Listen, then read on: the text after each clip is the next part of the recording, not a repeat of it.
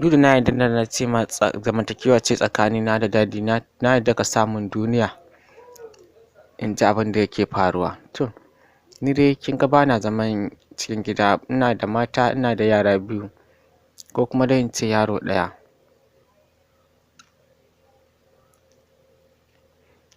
Da Allah jama'a ku tsaya ku saurara ku ji abin da wannan zai faɗa, abin da zan faɗi, wannan abin al'ajabin da zan faɗa. Wani labarin haka za ku ji shi kamar ƙirƙirarre, kamar dai mutum ya zo ya zauna ne ya ƙirƙiri abin da zai faɗa haka dai. Kuma an ce abu ne wanda ya faru da shi, kamar ya faru da shi. Ku tsaya ku saurara da shi da kyau. Allah ya sa mu dace. Duk da mu nan arewacin Najeriya yaƙi ake da waƴanda suke da irin waƴannan zamantakewa. Ku gani kuke yi kamar ana ɓata soyayya, ana cin mutuncin soyayya. Ni ban san wane irin kai Allah ya muku ba, ban san ko wane irin mutane ba ne, ban san wane irin soyayya ne wannan ba. Yaudara da cin amana, wai har shi ne za a ba da har ku zo kuna ɓata wa kanku lokaci kuna zagi.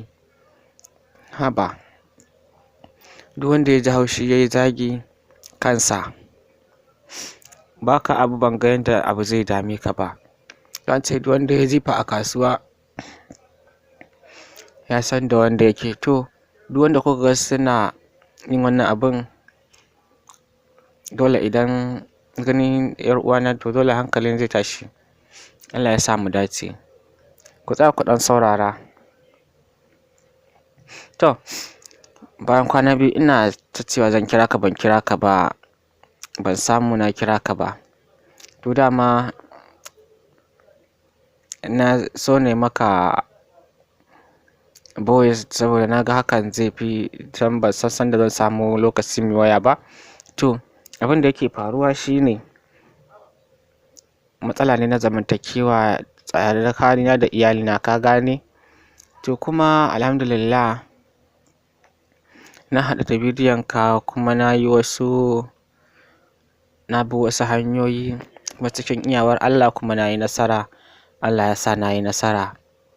Kuma wannan maganar da nake gaya ma, duk da na ce ma zamantakewa na tsakanina da iyalina na yarda ka sa mun duniya ta ji abin da yake faruwa. To ni dai bana zaman gida, ina da matata, ina da yara 2 ko kuma yaro dai 1 dai. Saboda abin da yake faruwa da yaro 1, matana tana gida ne, na bar ta gida saboda a lokacin na kai ta inda nake aiki, ta ce ba za ta iya zama inda nake aiki ba, shi ya sa na dawo da ita gida, na bar ta gida. To lokaci zuwa lokaci nakan shigo gida kwana 2, sannan ne kwana 2 na koma. To wani lokacin bayan na zo gida sai take ce min ba ta jin daɗi. To da ta ce min ba ta jin daɗi sai na ce ta shirya mu je asibiti. Sai ta ce to ba damuwa za ta shirya, sai mu je asibitin da take zuwa saboda dama da asibitin da take zuwa ana duba ta. Sai na ce to ba damuwa ta shirya. Bayan ta shirya sai mun je asibitin ta ga likita ya duba ta. To bayan ya duba ta da ta fito sai ta bani takardar, aka ce ai malaria ne yake ɗan damun ta. Muka sai magani. Bayan kwana 2 sai na koma. Da na koma gurin aiki ban fi wata 1 da sati 2 ba sai ta kirawo ni take ce min ai ta samu ƙaruwa, tana da juna 2. To ka ga ni na san da cewa na zo gida kuma na yi sati 1 da yake an daɗe ba a haɗu ba da iyalinka. To sai na ce to masha Allahu kwana nawa ne cikin? Sai take ce min ai wata 1 ne. Na ce wata 1? Ta ce eh.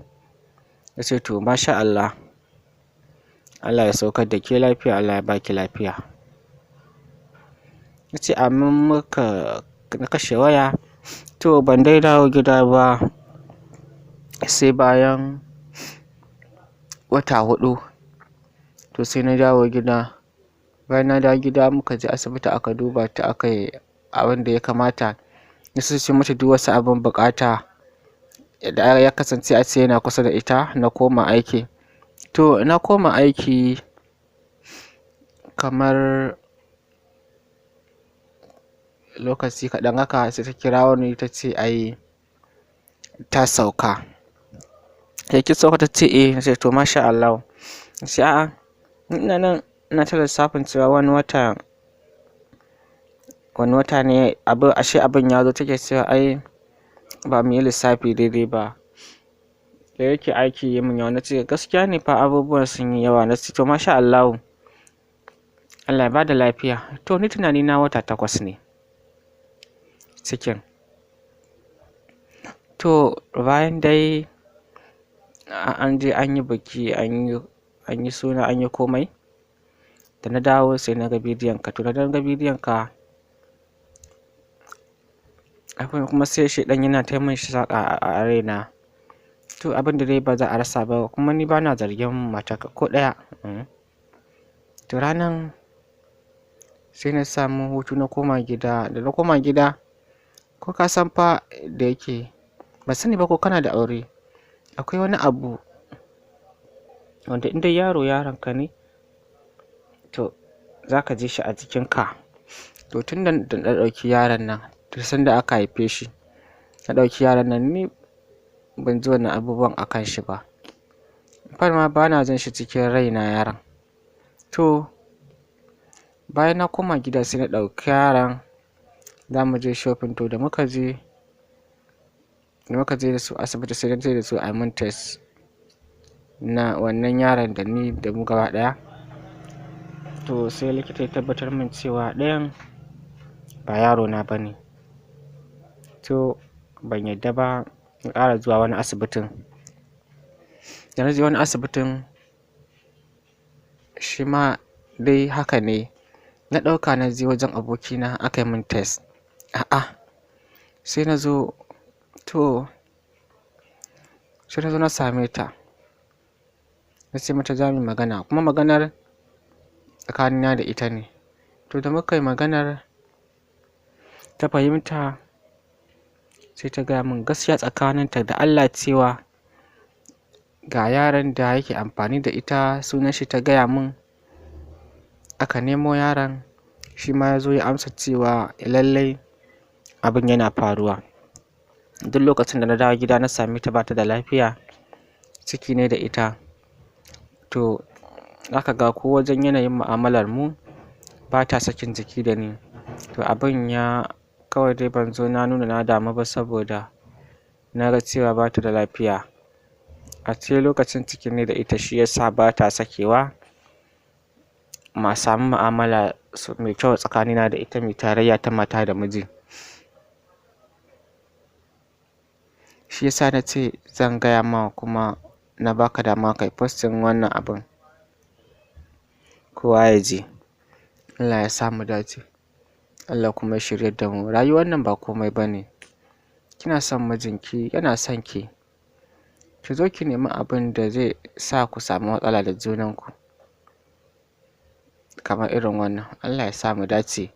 Na gode sosai kuma duk masu zagin ka masu cewa menene wannan ka share maganganunsu. Ni dai abin da kake yi ya amfane ni saboda tunda akwai amfani. Ai ban ga laifin abin da kake yi ba, sai dai in ce Allah ya taimaka, Allah ya sa mu dace.